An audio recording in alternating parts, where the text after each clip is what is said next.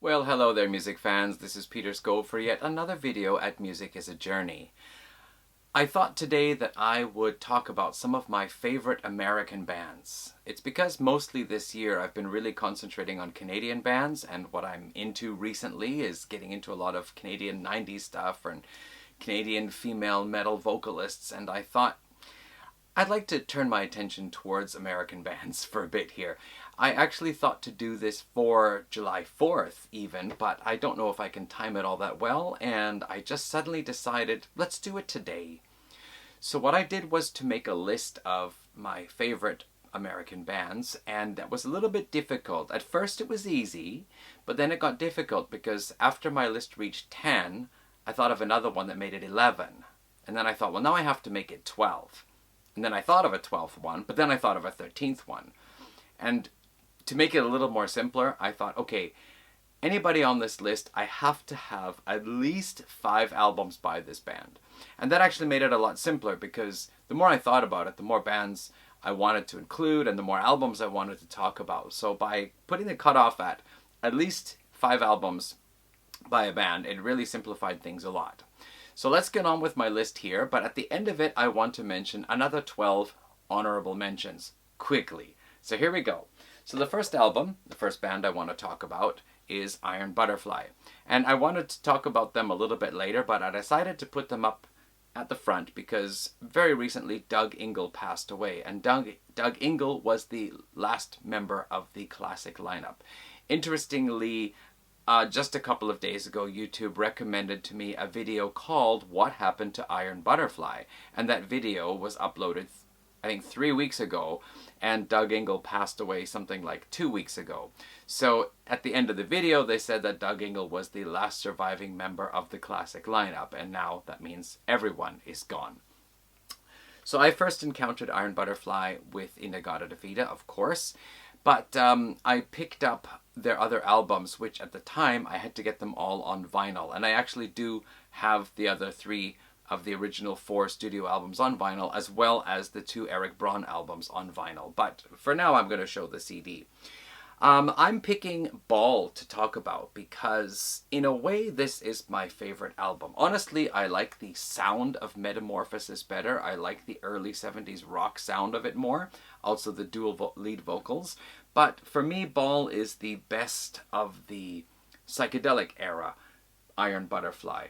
I remember buying the vinyl for this and putting it on the record player at home and hearing that whole intro to the opening song, In the Time of Our Lives, and man, was it heavy. Like, I was really excited because I wanted to hear the heaviest of the heavy stuff from the late 60s. So that was really quite a thrill. The song itself doesn't stay heavy, but it does have a dark atmosphere, and there are moments where the electric guitar brings in the distortion a bit more. But this is a very varied album. Some songs like Lonely Boy, that is almost like a crooner ballad type thing here. It Must Be Love, again, gradually building up the fuzz tone on the guitar, getting some very exciting guitar playing. I've always loved that one. Filled with Fear, and I think it's Real Fright, both of those songs having more of an intense feeling to them. The big epic, well, not really all that epic, but anyway, the longest track is it? Beldabeast with Eric Braun on lead vocals. So there is quite a bit of diversity on here, and I've enjoyed most of the tracks. Interesting note, I think 2 tracks from this album, released in January 1969, were actually played in the live set list from a live album called Live at the Fillmore, I think it is, recorded live in 1967. So yeah, some of the tracks from their 3rd album were actually in the set list prior to even the release of their debut. So the next band I want to talk about is Aerosmith. And my choice here is Rockin' a Hard Place, because this was the first Aerosmith album I ever bought. I was reading about the band, I knew that they were a hard rock band, I knew nothing about what they sounded like, I wasn't aware of any of the songs that I'd heard on the radio that were Aerosmith songs, that they were Aerosmith songs. So I went to the store and I looked at the different albums and thought, okay, Rocks or Rockin' a Hard Place, it's got to be one of those 2. So I took this one because it had hard as well as rock in the title. I did not know anything about the band, so I didn't know that this album was without the two classic lineup guitarists of Joe Perry and Brad Whitford. But I really liked the album. It's starting off with Jailbait, a kind of intense rocking song, going on into When the Lightning Strikes, which has that really good hard rock riff.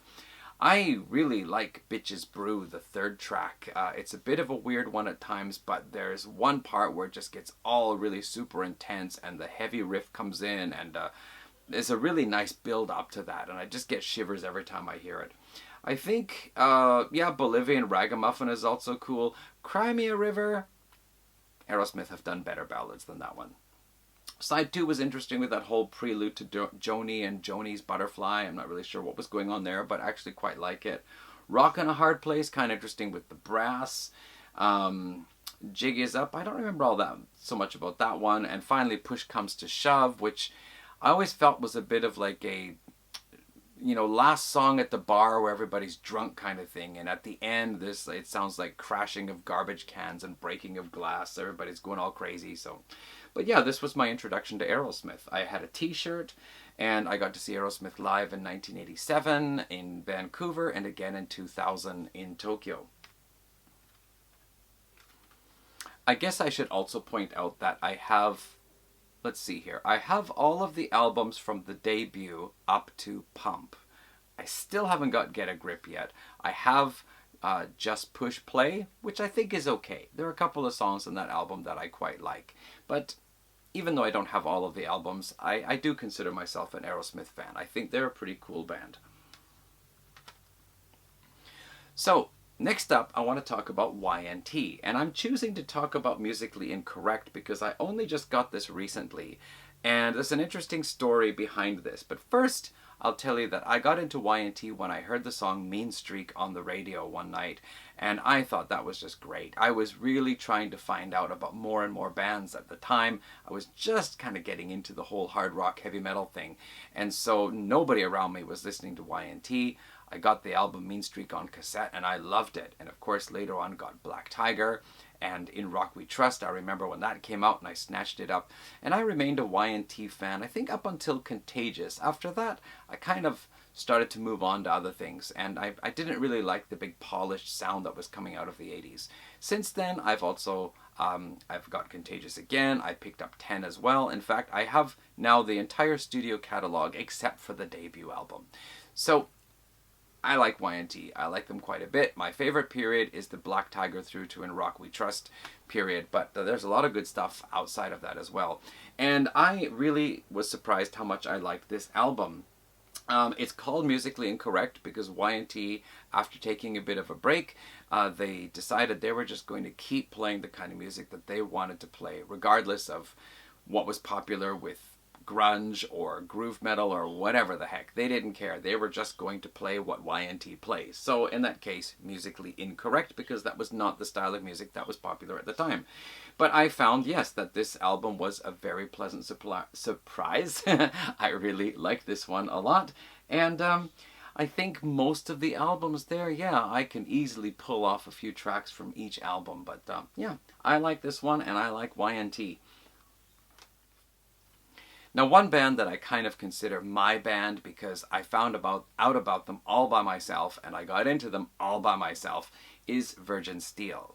Now, I read about them in a Circus magazine, just a small blurb advertising the release of their second album and some commentary about the first album, and I thought, okay, who's that? I'm going to check them out. Now, at the time, Virgin Steel's first two albums were released with a slightly different track list and different titles in Canada. So we had, I think the debut was the same, but the cover was different, and there may have been a couple of songs different. And then the second album, Virgin Steel 2, Guardians of the Flame, was released as Burn the Sun in Canada with a different track list. I've since got them both on CD, and the Guardians of the Flame album actually includes some of the songs that were included on the Canadian version, Burn the Sun, but were not included on the American version, Guardians of the Flame. I have since bought most of Virgin Steel's albums. I think there is one which is considered more of a glam metal style album. I forget what it's called, but I don't have that one, although I probably might like it. And then I think up to this album here, which is called The Black Light Bacchanalia, I think I don't have anything after this, but I have everything before it.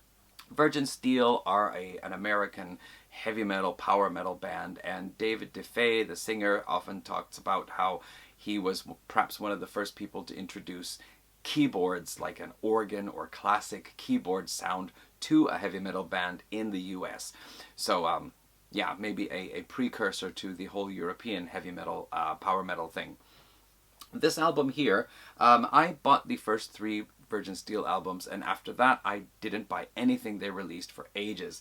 And then one day I saw Virgin Steel in the store and I thought, you know, I wonder what they have been doing.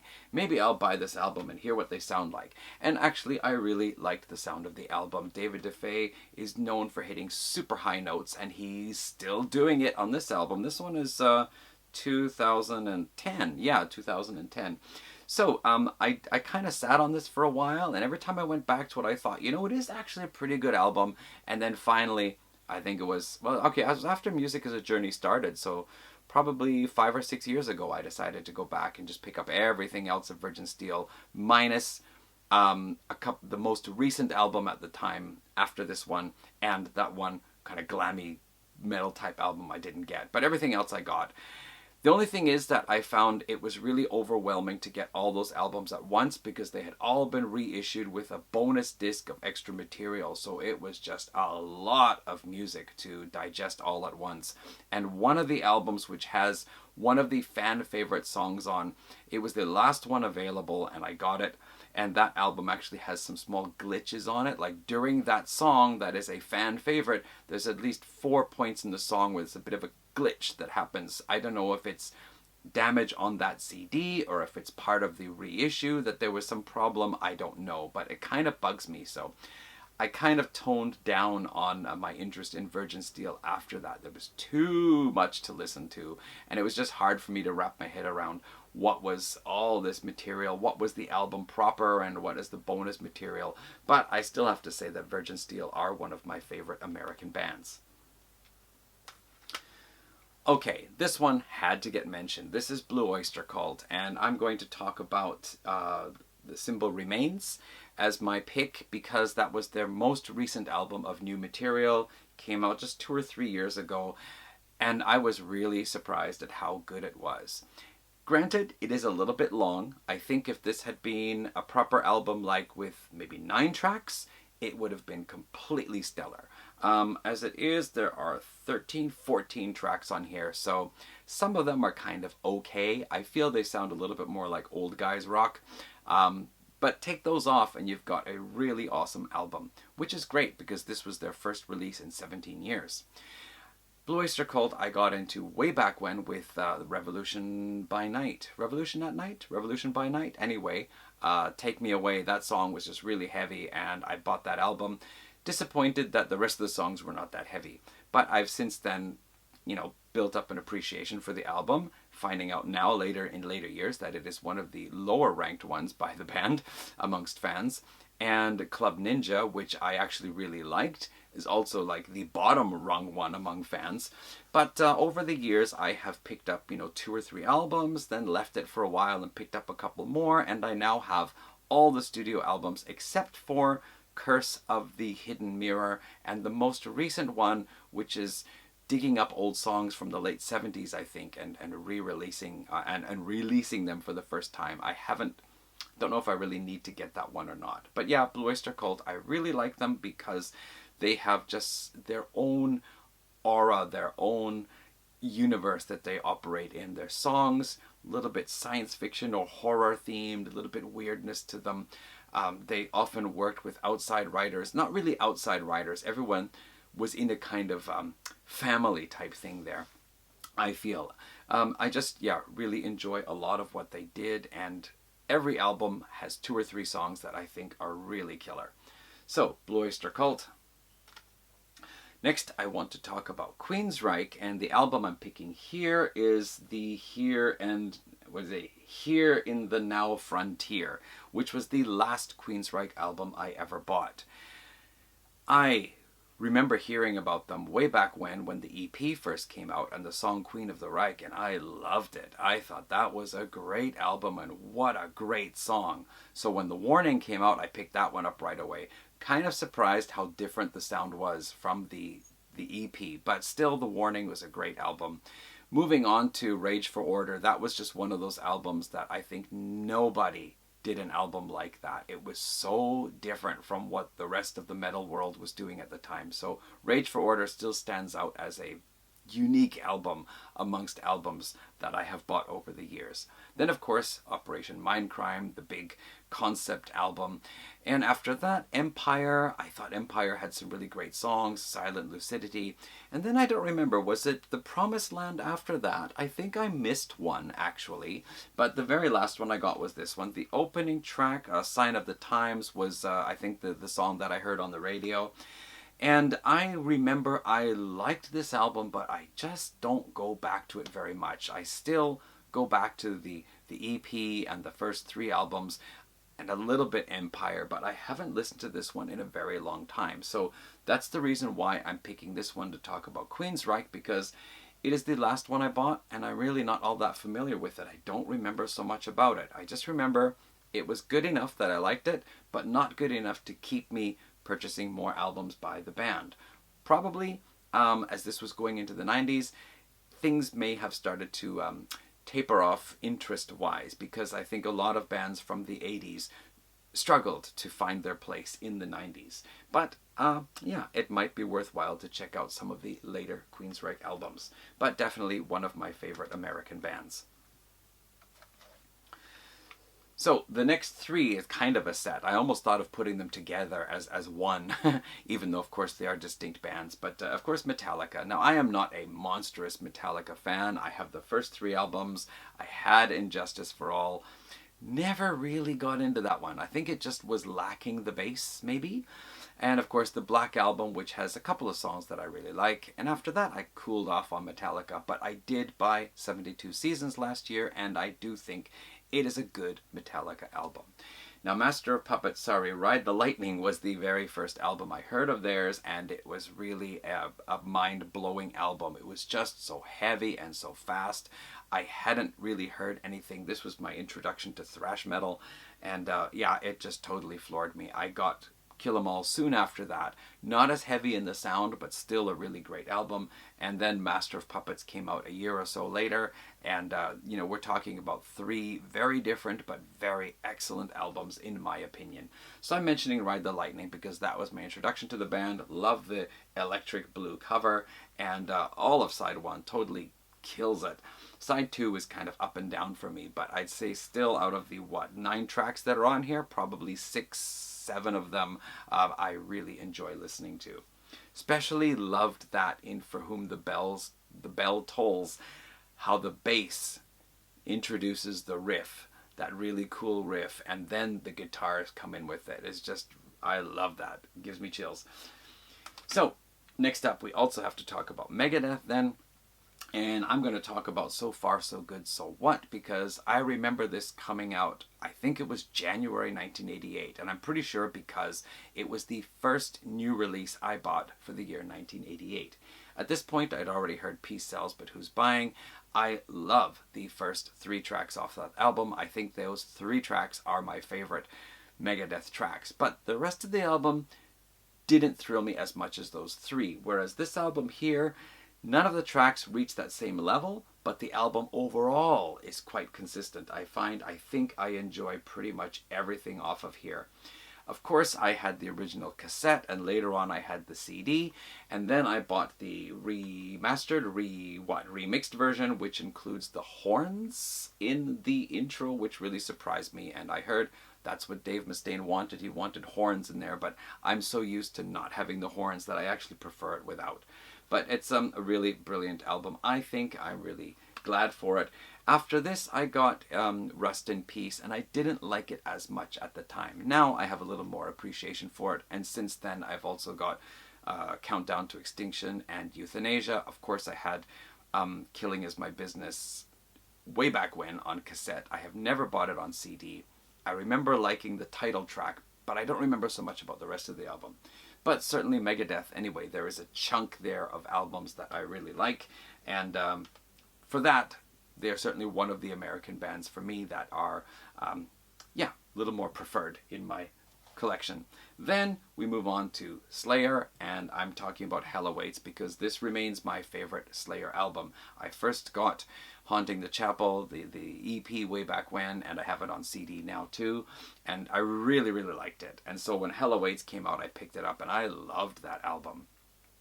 I think I actually missed Rain and Blood in the 80s. I didn't get the cassette, but I did get South of Heaven, which I didn't like nearly as much as I like this one. And after that, I kind of fell off with Slayer. Since then, I have bought Rain and Blood, and of course the CD of South of Heaven and Seasons in the Abyss. I like all of them. I still need to get Show No Mercy. For some reason, I don't have that. And there are a couple of other later albums too I've heard some songs from, and I thought they'd probably be good to have in the collection as well. I just don't have them right now. But for me, Hell Awaits is still the greatest Slayer album, and I think most people disagree with that, but that's fine. This is just, I thought this was just such, like, the whole, like, the Hell Awaits, the whole intro, that song, like, half the song is the intro. Just going from riff to riff to riff. I also consider this album to be like a stepping stone towards death metal, because the lyrics are, lyrically, the songs are more like death metal rather than thrash metal. And then of course the whole hellish cover here, it does have that first wave black metal feel to it as well. So we're talking about a band that is known as one of the big four thrash metal bands, but with some black metal imagery as well as some death metal lyrics. So I think Slayer just a little bit that much cooler, I think, anyway. All right.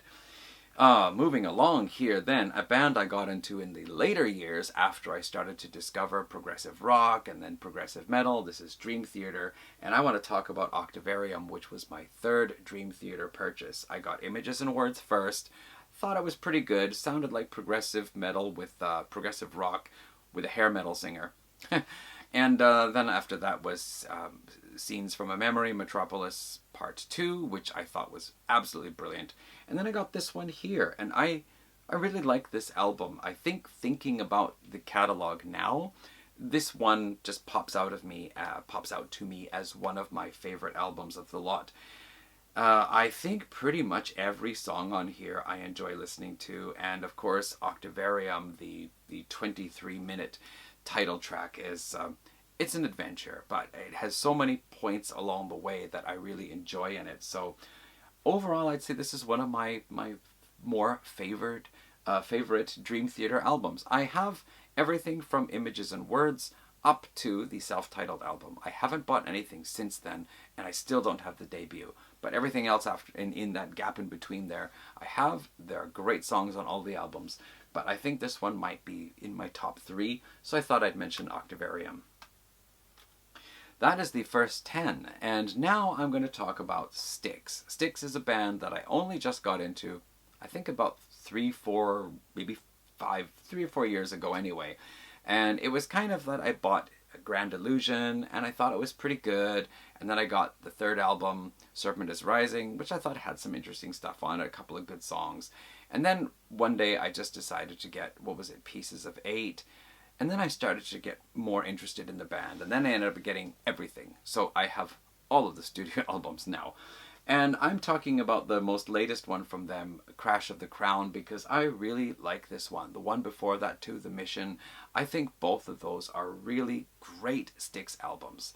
Of course, there's the whole classic period with Dennis DeYoung, many great songs and great albums from back then, but I kind of also feel like I've listened to those enough now that I don't really feel the need to listen to them so much these days. So The Mission and Crash of the Crown, it's all really fresh, it's new, it's modern sounding in the recordings. I think Lawrence Gowan does some excellent work on the keyboards, as well as I like his vocals in Styx. So Styx, a newer band to me, relatively speaking. You know, most of them except for Dream Theater actually go back to the 80s with me. So Styx was a band that really impressed me, and I was really into them for a while. Still hold them in high regard. Now, we come down to number 12, and this was actually a tricky one because I originally thought to talk about Death, the band that is often credited as the founder of death metal, or at least one of the important founders of death metal. But I made my rule about I must have 5 albums, and when I went to pick out the Death album I was going to talk about, I realized I had only 4. I think it's because I thought I had individual thought patterns. I think I intended to order it, and for some reason I didn't. But I always had this idea that I had it, and I don't. So that one and Scream Bloody Gore and Spiritual Healing, I don't have those, which means I have only 4 Death albums. So that made me turn to another band, which is kind of an interesting pick. I'm going to say Journey. And the album I want to talk about here is their album Next, which I have on this lovely like mini LP version. Now, I went through a short period in the 80s where I really liked Journey. I had Escape, I had Frontiers, I had Departure, I had Infinity, and I really was into Journey for a short time. Raised on Radio, came out after that, and I was disappointed with it. And just other Journey albums were not so easy to get on cassette, and then I just dropped my interest in the band altogether. However, in recent decades, where I thought I'll get some of those old classic albums on CD, I've picked up Infinity and Evolution and, Escape anyway. I still don't have Frontiers or Departure on CD yet. But then I wanted to check out some of the older stuff because that wasn't available on cassette. So I got the self-titled debut and I got Next. And I found that I actually think I like Next best. I just feel that whatever they were trying to do on the debut, I think it came out really, really well on this one. This is a very solid album, in my opinion. Really like the sound of the band on here. So, because I didn't have 5 albums of Death, I'm putting in Journey as number 12 with the album Next as being the one to talk about. So that is a list of 12 American bands that I really enjoy, really like, or even if I'm not listening to them so much recently, they certainly had a very important standing in my ranking of favorite bands.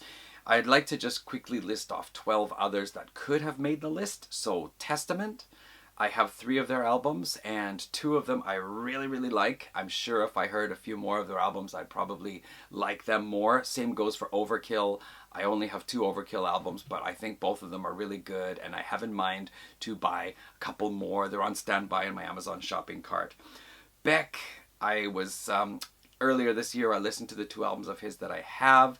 Thought there were certainly some really cool songs on there. Bought another one. Again, there were some really cool songs on there. But the thing is that I find with Beck's albums, I either think some of the songs are really cool or they're just not really for me. So not sure. There are a couple of more albums I might want to get. Moving along, Grand Funk Railroad. There's the debut. I got the first couple of albums on vinyl way back when because they just weren't available on cassette back in the late 80s when I first got into the band. I like their earlier stuff with Terry Knight. I love just the heavier stuff that they did, and their live version of Inside Looking Out. If you look at the 1969 live version they do, you can find the video on YouTube. It's just, that's the Grand Funk Railroad that I like. And I think the second album, the Red album, self-titled album, that is my favorite one so far. Riot, the first 3 albums of Riot, I have those. Those are really great. I used to have Thundersteel on cassette way back when, and I didn't really get into it at the time. Maybe now I would probably like it better. So Riot get mentioned. I could mention Death, but I think I kind of already talked about them, so instead I'll mention Manila Road. That's another band. I've got a couple of albums so far. I like them. I've just recently ordered a 3rd one. Probably that's a band I could get into a little more. At least I might have 4 or 5 albums of theirs in the future in total. Van Halen, yeah, the debut album was one of the first albums I ever got. Of course, Fair Warning and Women and Children First. Those 3 I think are really great. Never had Diver Down. The second album I felt wasn't really as good as the first or the third. And 1984, it just wasn't the Van Halen I was interested in. There were 2 or 3 songs I liked, and the rest of the album was just not for me. And I never had any of the Sammy Hagar stuff, although I am thinking to get Balance. I found a copy of it, actually 2 copies, at a secondhand shop. Here they are. Guess which one is the one I'm going to get if I buy it? Yeah. Jefferson Airplane, particularly Surrealistic Pillow and After Bathing at Baxter's. I love both of those albums. I also have the debut. I have Crown of Creation. I like some of the songs on those. And then I actually have this self-titled album they did in the late 80s as a kind of reunion album, which I like some of the songs on that one. I still want to get Volunteers. So yeah, Jefferson Airplane, worthy of mention. Collective Soul, a band I just suddenly thought this year I want to listen to more of their stuff. So I got their first 5 albums. And all of the albums have 2 or 3 songs that I think are really great. But the rest of the albums, I'm just not really warming up to them. I think it's more like I could make a playlist of 20 songs and think that they were really awesome. But listening to the whole albums all the way through, not quite sure if that's exactly in my park or not, you know?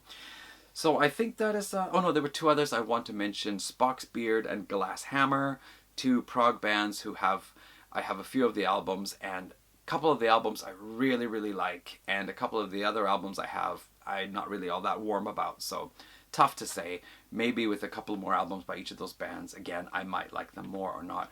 And then there were just so many other artists, like Third Degree. I really wanted to include them just because I'm connected with the bass player Robert Pashman on Facebook, and I really love one of their albums. But I think I could sit here and talk for another 20 minutes about American bands, at least albums I really love, but we're going to stop it there. So that's my list of a dozen American bands that I consider among my favorites, as well as an alternative list and a few other mentions here and there.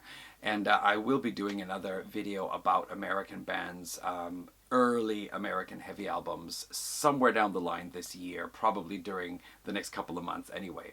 But until then, yeah, I'm probably coming up with more Canadian content. So anyway, thanks for watching this video here, and we'll see you again in another one soon. Drop me comments below about what some of your favorite American bands are, and if you think like, hey Pete, why didn't you have these guys on your list? Go ahead and tell me that. Alright everyone, thanks, bye.